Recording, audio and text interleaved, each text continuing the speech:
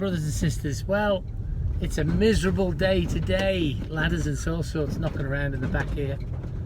I'm just going to pick up the young fella he plays a corner in a local band, so I'm just going to do that. But I thought a lot of people and conversations I have, people feel that they're not working, right, for the Lord.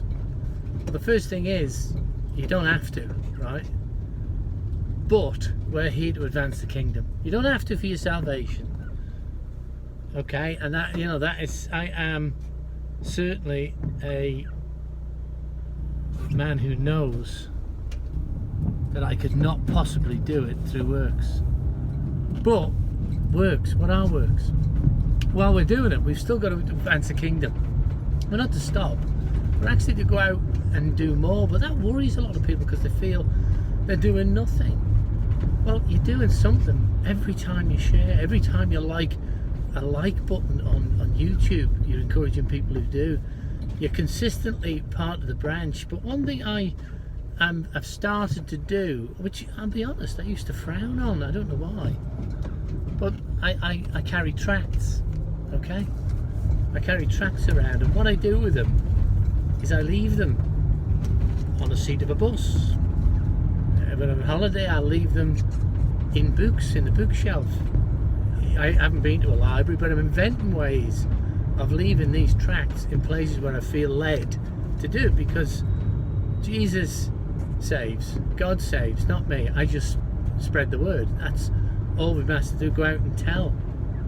That's what we've been told to do. That is the works of God, which is what we do on this channel. And you brothers and sisters who encourage people through your comments and everything are working on this channel also. So do not fret. You're working for the Lord. But that was just a way, these tracts which I get, I'm UK, it's not an affiliate link this, but it's eden.co.uk if you want to get tracked, and I can buy 25 for £2.50, you know. And there's some great tracts. Look through them and think. What I ask, if you do this, what I do is look at the tract and pray into where you think you could leave that type of tract, because they're all slightly different. So I've got 3 or 4 different selections of tracts in a box, and I keep them in a little envelope, and when I feel led, I'll put it in a letterbox. Now, I maintain 300 properties, or I'm part of a team that does. Now, I'm just planting food for thought here. Can you imagine the potential of dropping a little tract in each of these letterboxes on a regular basis? And we have a turnover of tenants as well. So that's quite a work area for the Lord.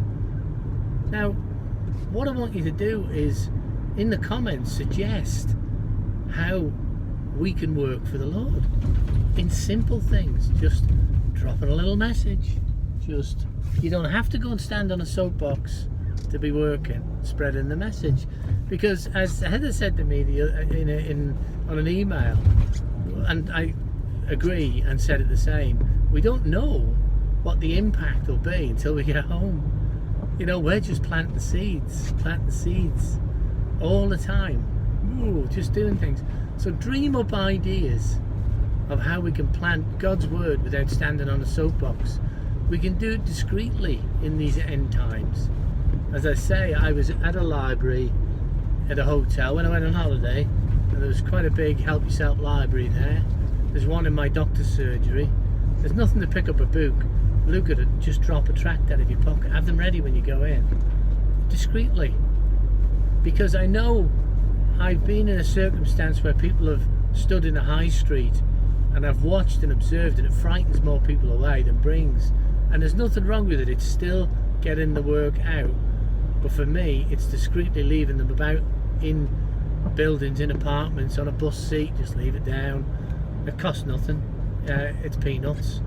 And it's work for God. And do you know, the amount of times I've put into a church to build a church, and then that church I did one time, I put greatly into a church, and it failed because the pastor and his wife couldn't get on.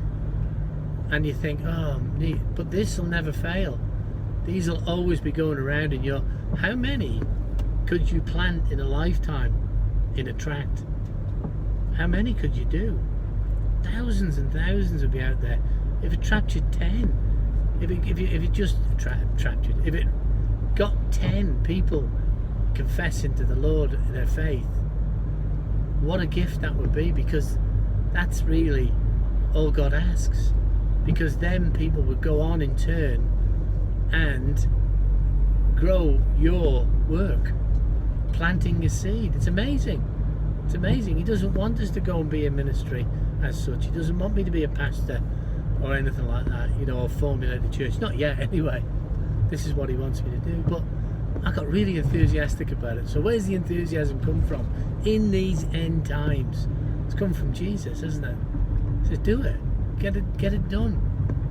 And as I say, I was in the hotel.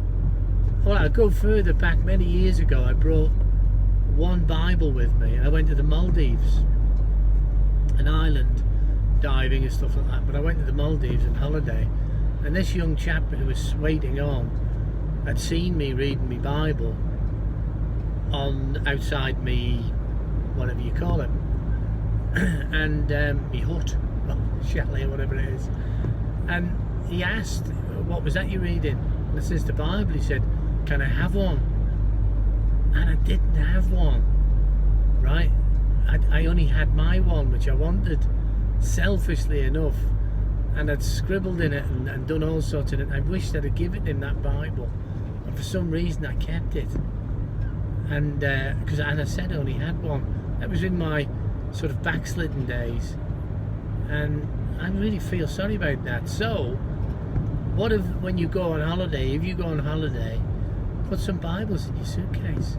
Do you know, on my bookshelves, I've got probably 10 Bibles. They're no good on my bookshelf. They're no good on my bookshelf. I actually went in an apartment and 2 Bibles were left behind in an empty apartment. I've got them, and I was wondering and inquiring of the Lord what to do. And then up comes this. That was only a month or 2 ago. Up comes this idea. Get them out. They're no good on your shelf. Buy some tracts. Get them out. They're no good on the shelf of the supplier. They need people to get them out. But ideas. That's what I'm after this time. Ideas of discreetly and effectively getting the word of the gospel out of our Lord Jesus Christ. Just think up ideas that you can discreetly do. As I said, for me, leaving them on a bus, leaving them, going in the public library looking for books, but just planting these in other books and get 100 done with it discreetly. It's not embarrassing to anyone. I mean, when I came to the Lord, they were whispering about God, and I didn't want to ask because there was other people there, right? That's what's coming to mind. If you're handing a tract to someone in the street, you might be interested, the person might be interested, but because of other people around, they might just give you it back. But I remember that, and I thought, well, how else do I do it? So I'm really in for ideas, brothers and sisters. That's what I'm in for. Ideas of how to spread the gospel discreetly and most effectively. That's all I ask. So it's brightening up down here. Lots and lots of questions. Where do I leave the tracts? Let's start with the tracts. Where do I leave tracts? You know, I've ordered lots more. Where do I leave Bibles? I mean, Gideon Bibles are left in hotels, and it's a good job. There will be thing, but even I don't read a hotel Bible. You know, when I stop in an overnight or something, I ain't got time, and there's no direction with a Bible. So where would I leave a Bible? Ideally in a hotel library. I know you can't leave it in the public library, but that's just what I wanted to cover as I go and pick the young fella up. Videos coming out on end times soon, guys. We've got to do the work, but a little bit of work is better than none, isn't it?